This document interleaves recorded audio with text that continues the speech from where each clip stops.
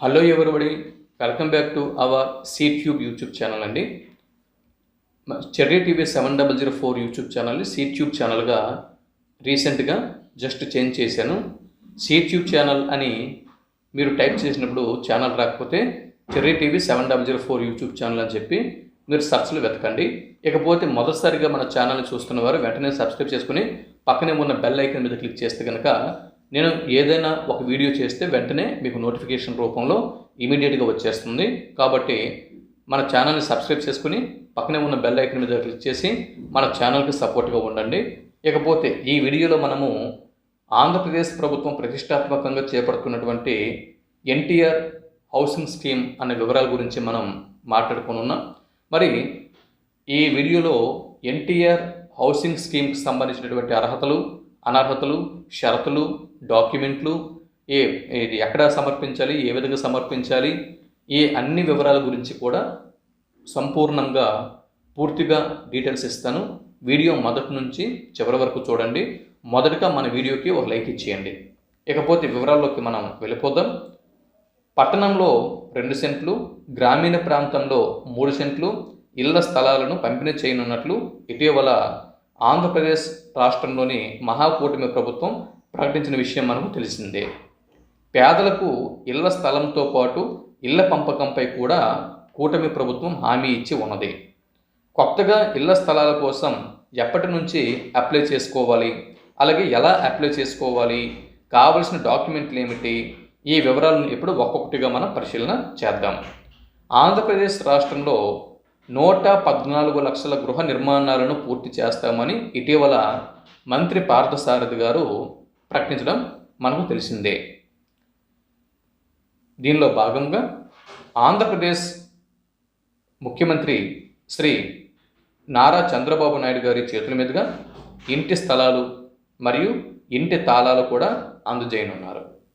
ఫిబ్రవరి 1వ తేదీన అంటే 2025వ సంవత్సరం ఫిబ్రవరి 1వ తేదీన తెనాలి నియోజకవర్గంలోని తేతెల గ్రామం నుంచి ఈ కార్యక్రమానికి శ్రీకారం చుట్టనున్నారు. అయితే ఫిబ్రవరి 1వ తేదీన తెనాలి నియోజకవర్గంలో తేతెల గ్రామం నుంచి ఈ కార్యక్రమానికి శ్రీకారం చుడుతున్నటువంటి ఆ రోజునే ఆంధ్రప్రదేశ్ రాష్ట్ర వ్యాప్తంగా అన్ని నియోజకవర్గాలలోనూ ఫిబ్రవరి 1వ తేదీన ఈ కార్యక్రమం మొదలు పెట్టనున్నారు. ఇకపోతే పేదలకు ఉచిత ఇల్లు ఇవ్వాలి అన్నదే ఈ పథకం యొక్క ముఖ్య ఉద్దేశం. అంతేకాకుండా 2025వ సంవత్సరం డిసెంబర్ 7వ తేదీ నాటికి రాష్ట్రంలో 7 లక్షల ఇళ్ల నిర్మాణాలు పూర్తి చేయటమే లక్ష్యంగా ఈ పథకంని ప్రారంభిస్తున్నారు.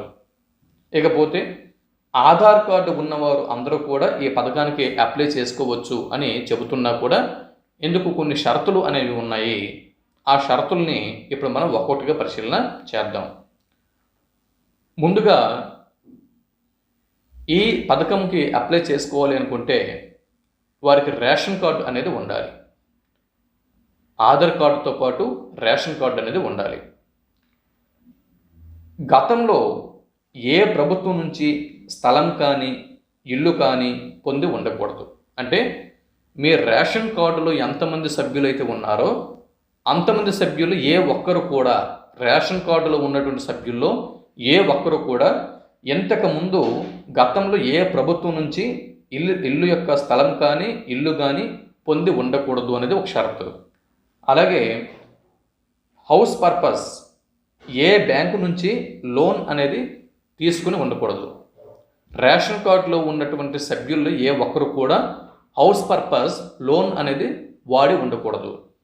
ఇకపోతే గ్రామాల్లో 3 సెంట్లు, పట్టణాల్లో 2 సెంట్లు స్థలంని కేటాయించనున్నారు. అలాగే ఇన్కమ్ ట్యాక్స్ పేయర్స్ అయి ఉండకూడదు. దాని తర్వాత 4 వీలర్ అనేది మీకు ఉండకూడదు. బ్యాంక్ అకౌంట్ అనేది ఒకటి యాక్టివేషన్లో ఉండాలి. యాక్టివేషన్లో బ్యాంక్ అకౌంట్ అనేది ఉండాలి. ఆ బ్యాంకు అకౌంట్కి ఆధార్ నెంబర్ అనేది లింక్ అయి ఉండాలి. అలాగే మొబైల్ నంబర్, మీకున్నటువంటి మొబైల్ నెంబర్కు కూడా ఆధార్ కార్డు లింక్ అయి ఉండాలి. కాబట్టి మీకు ఏ మొబైల్ నెంబర్ అయితే ఉంటుందో ఆ మొబైల్ నెంబర్కి బ్యాంకు అకౌంటు మరియు ఆధార్ నెంబరు 2 కూడా లింక్ అయి ఉండాలి. ఎందు గురించి అంటే ఆ నంబర్కి, మీ మొబైల్ నంబర్కి ఓటీపీ అనేది వస్తుంది. ఆ ఓటీపీ ద్వారానే మీరు ఏ స్కీమ్లోకి ఎంటర్ అవ్వగలరు, లాగిన్ అవ్వగలరు.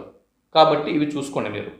ఇకపోతే ఒకవేళ మీకు ఆధార్ కార్డు ఉన్నప్పటికీ గత 10 సంవత్సరాల నుంచి ఆధార్ కార్డు కనుక అప్డేట్ చేయించుకొని వారు ఉంటే త్వరగా ఆధార్ కార్డు అప్డేట్ చేసుకోవాల్సి ఉంటుంది.